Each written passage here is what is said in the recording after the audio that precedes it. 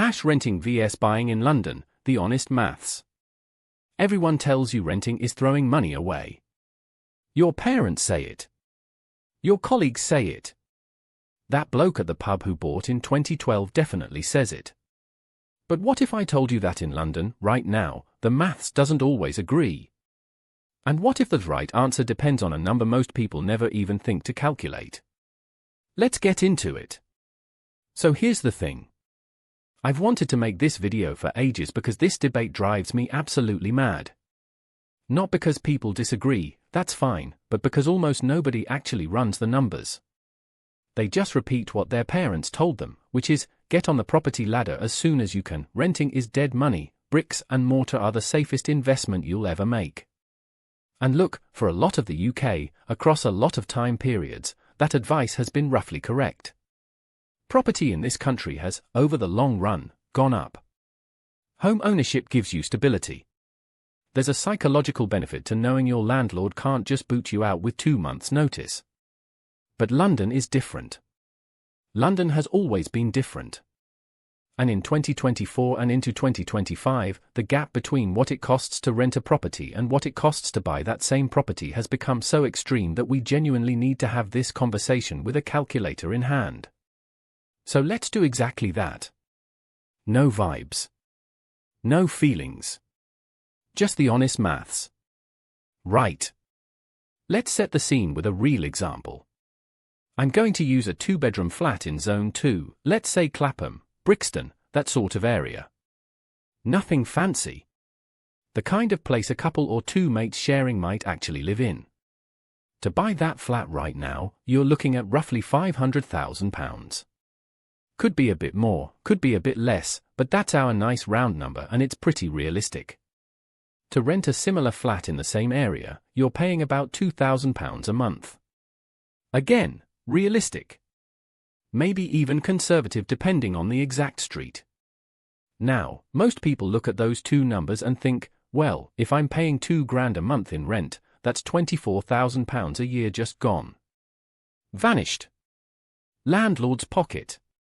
Whereas if I buy, at least that money is going towards something I own. And that logic feels completely right. But it misses an enormous amount of what buying actually costs. So let's break down the true cost of buying that £500,000 flat. First, your deposit. Let's say you've scraped together 10%, which is £50,000. That is a heroic amount of money to save in London, by the way. That alone could take years. You're borrowing £450,000 on a mortgage. At current rates, and let's use roughly 4.5%, which is realistic for a 5-year fix right now, your monthly mortgage payment comes to about £2,280 a month. So straight away, you're actually paying more per month than the renter. But hang on, part of that is repaying the loan itself, right? The capital repayment bit. That's not a cost, that's like forced savings. You're building equity. Fair point. So let's separate it out. Of that £2,280, roughly £1,310 is going on interest alone in the early years, and about £970 is capital repayment.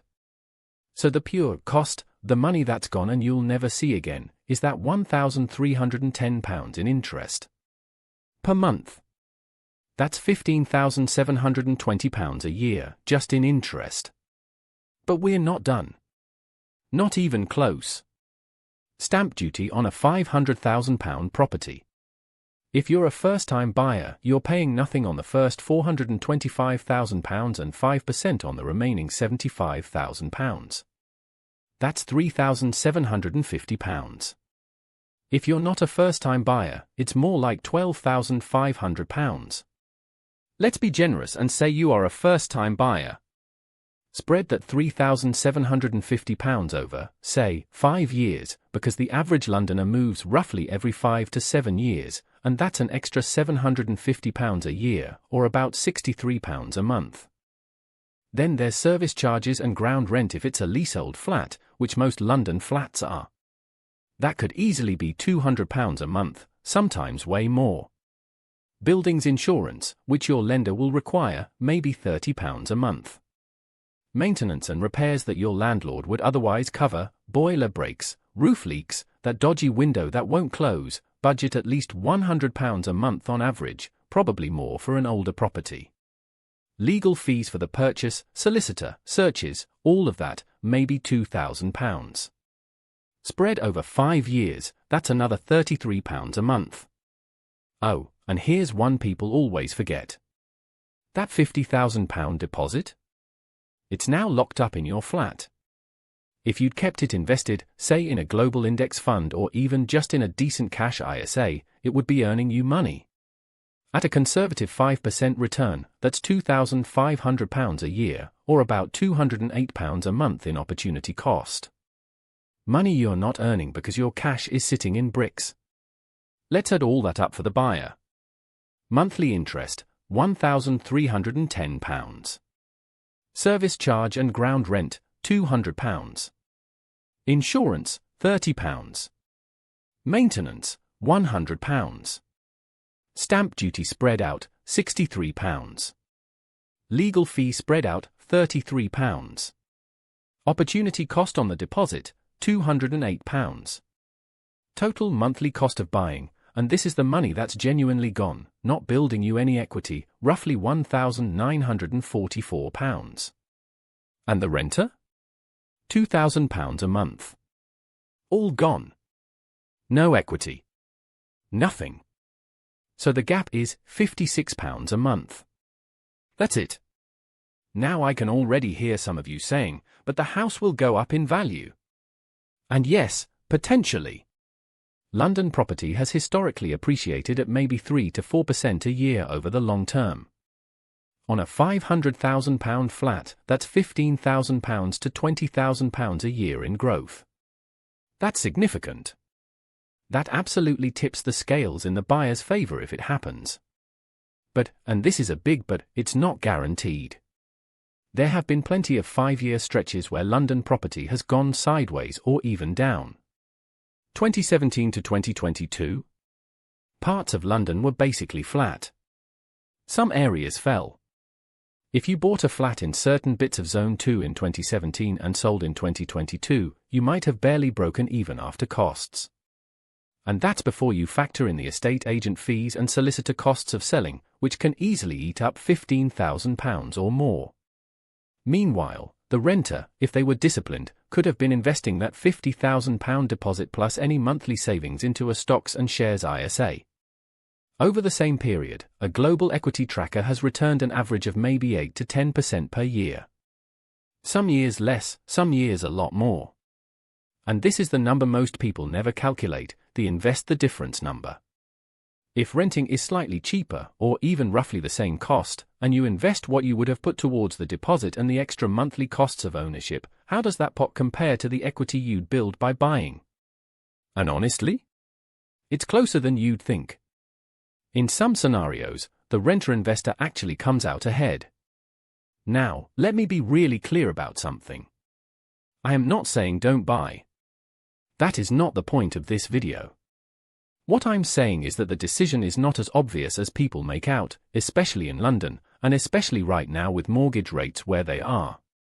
There are massive advantages to buying that don't show up on a spreadsheet. Stability. Security. The right to paint your walls whatever color you like without asking permission. Not having to deal with landlords and letting agents. Not facing a Section 21 notice. These things matter.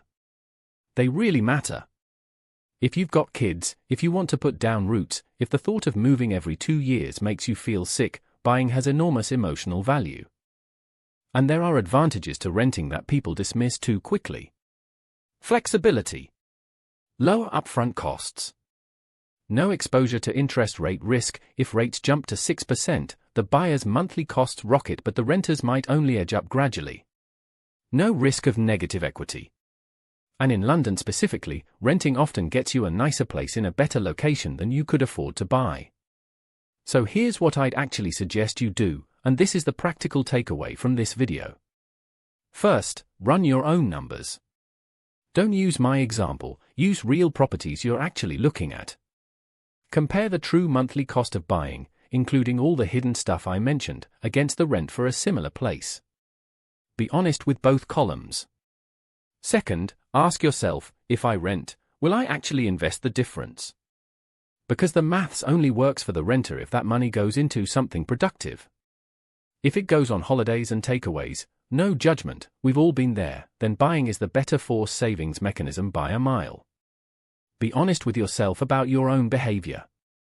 Third, think about your time horizon. If you're staying in London for 10+ years, buying looks better. The longer you hold, the more likely property appreciation works in your favor, and the more your mortgage balance shrinks. If you might move in 3 years, the transaction costs of buying and selling could wipe out any gains.